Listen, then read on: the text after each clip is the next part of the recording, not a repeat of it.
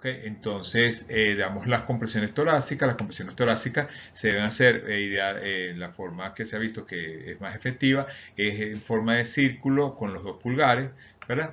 Comprimiendo 1/3 del tórax a 4 centímetros. Debemos reposicionar la vía aérea en forma adecuada y debemos dar ventilación con la memotecnia, sería 1, 2, 3, ventila. ¿Ok? Debemos dar 100 a 120 compresiones cardíacas aproximadamente por minuto. Entonces, luego que demos compresiones torácicas por un minuto junto a la ventilación a presión efectiva, ¿verdad? Debemos colocar entonces adrenalina, ¿verdad? Ya sabemos que la adrenalina se puede administrar por vía endovenosa, debemos administrarla por el catéter venoso umbilical, ¿verdad? Luego ya dijimos, luego de 60 segundos de compresiones torácicas más ventilación a presión positiva con oxígeno al 100%, ¿verdad? Y después que lo hemos logrado la frecuencia cardíaca mayor de 100, disminuir el oxígeno a lo mínimo posible. También se puede administrar esta adrenalina por vía endotraqueal, ¿verdad? A una dosis mayor. Para ello, la vía intratraqueal es 0,1 cc por kilo de la ampolla sin diluir o la ampolla en vía endovenosa por el catéter umbilical, 1 miligramo en DCC de solución 0,9, 0,1 cc por kilo cada 3 o 5 minutos por 3 dosis y colocarlo a través de preferiblemente el catéter venoso umbilical y si no podemos, ¿verdad? Una vía intraósea.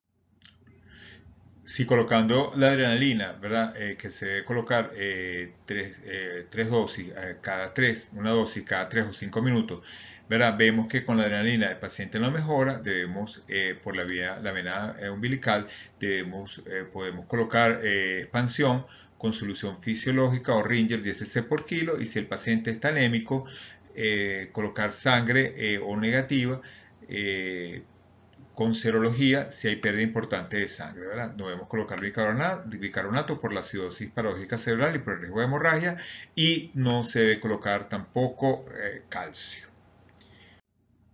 Este es el algoritmo resumido. Entonces, al nacer el bebé debemos ver si tiene buen tono y buen llanto. Si es así, debemos pasar a la madre. Si no, ¿verdad? Dentro del primer minuto debemos colocarlo en la mesa de calor radiante, calentarlo, colocarlo en la posición adecuada, secar y estimular. Si no mejora, ¿verdad? Y vemos que el paciente tiene frecuencia cardíaca menos de 100, tiene apnea, ¿verdad? O tiene respiración de tipo gasping, ¿verdad? Debemos dar ventilación a presión positiva por 30 segundos. Si mejora, ¿verdad? Debemos pasar con la madre. ¿Verdad? Si mejora, pero vemos que tiene todavía dificultad respiratoria, debemos colocarlo con un dispositivo tipo CPAP. Si después, eso es en el primer minuto. Después, si en los 30 segundos después de dar ventilación a presión positiva observamos que la frecuencia cardíaca es menos de 60, ¿verdad? Debemos realizar compresiones torácicas, ¿verdad? En forma adecuada junto con una ventilación a presión positiva y acá preferiblemente debemos intubar una máscara laringia y en este momento debemos colocar una FIO2 de 1, ¿verdad? Mientras estamos dando compresiones más ventilación a presión positiva. Si luego de un minuto de compresiones cardíacas vemos que la frecuencia cardíaca está por debajo de 60, debemos colocar adrenalina previa cateterización de una vena umbilical a una dosis de 0,01 miligramos por kilo cada 3 o 5 minutos y si la frecuencia cardíaca no mejora, entonces debemos expandir, ¿verdad? Con solución fisiológica o resolver problemas de tipo neumotoras. ¿Ok? Entonces, esta es la reanimación de estos pacientes en sala de... Esta es la vena umbilical. Y en caso de pretérminos, recordar que debemos calentar el paciente, ¿verdad? Envolviéndolo en plástico y colocando también un colchón térmico y tener CPAP nasal y el surfatante. Bueno, acá vemos un resumen. En los primeros 60 segundos, si el paciente si presenta después de la estabilización inicial, vemos que el paciente tiene apnea, jadeo, o frecuencia cardíaca menos de 100, debemos dar ventilación con presión positiva, asegurando que haya un buen sello y una expansión torácica adecuada. Ahora bien, esta ventilación a presión positiva no se debe dar en casos de hernias diafragmáticas, ¿ok?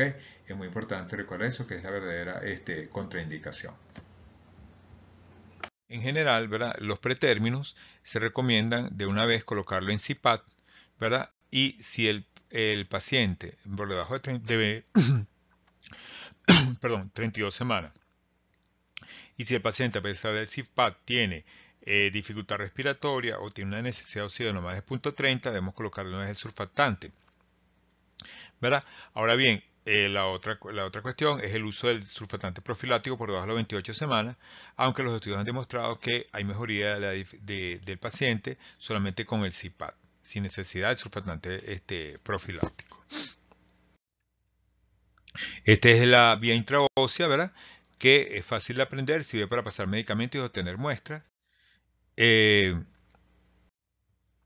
hace a nivel de la tibia, región anterior de la tibia, en la parte interna, distal del fémur, proximal del húmero. ¿Y hasta cuándo reanimar? No reanimar debajo de 22 semanas. El alargar de 0 a los 10 minutos ya es predictor de mortalidad, debemos dejar de reanimar. Y pacientes con hidranencefalia o patologías cromosómicas como trisomía 13 no reanimarlos. Esto es la máscara laringia, que también es importante conocer. Y bueno, el concepto de asfixia perinatal es un concepto clínico bioquímico. Clínico lo entendemos como un Algar menos de 3 a los 5 minutos y a los 10 minutos, esto sería una asfixia perinatal, y donde hay afección de los órganos y sistemas, es decir, de todo el FET, de todo el recién nacido, entre los cuales tenemos pulmón, con pulmón asfíctico, falla cardíaca, incluso con infarto miocárdico, falla hepática renal, falla de la irrigación intestinal con enterocolitis, C y D, y daño cerebral con encefalopatía hipóxico-isquémica. Esta sería la definición clínica, y la definición bioquímica tendría que ver con un pH menos de 7 y un exceso de base mayor de menos 14, con alteración de los laboratorios de todos los órganos afectados. En estos pacientes se pueden colocar en hipotermia terapéutica porque con un nivel de evidencia A y un grado de recomendación 1, es decir, alto grado de recomendación, se debe usar hipotermia terapéutica en aquellos pacientes mayores de 36 semanas con asfixia severa o moderada, con encefalopatía moderada o grave y alteración electroencefalográfica con convulsiones y sobre todo menos de 6 horas del evento. Esto se debe colocar por 24 por 72 horas, de 6 a 72 horas. Una vez que nace el niño, bueno, debemos determinar la edad gestacional, vemos pesarlo, tallarlo, medir la cabecita, ¿verdad? El examen físico, la profilaxis para la enfermedad hemorrágica, la profilaxis de la conjuntivitis neonatal, el apego precoz y lactancia en la primera hora, las emisiones autoacústicas y también hacer el reflejo cócleo-palpebral para determinar si el paciente oye o no, y la prueba del talón. Las formas para determinar la edad gestacional tenemos el capurro, ¿verdad?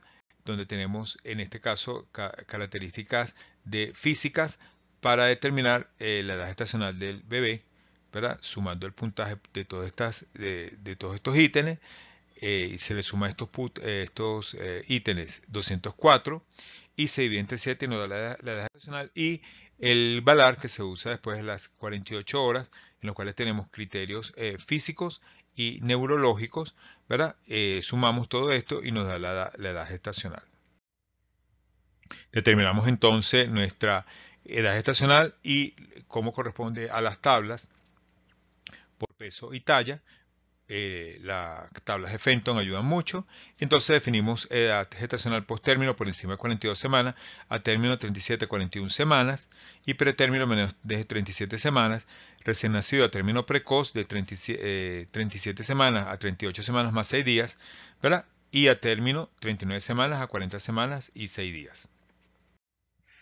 Y según el peso adecuado 2.500 a 4.000 gramos, bajo peso al nacer menos de 2.500 gramos, muy bajo peso al nacer por debajo de 1.500 gramos, extremado bajo peso al nacer por debajo de 1.000 gramos y microprematuros por debajo de 750, y según el peso y edad gestacional, si es grande por encima de la edad gestacional por encima de 90, adecuado de 10 a 90 y pequeño menos de 10.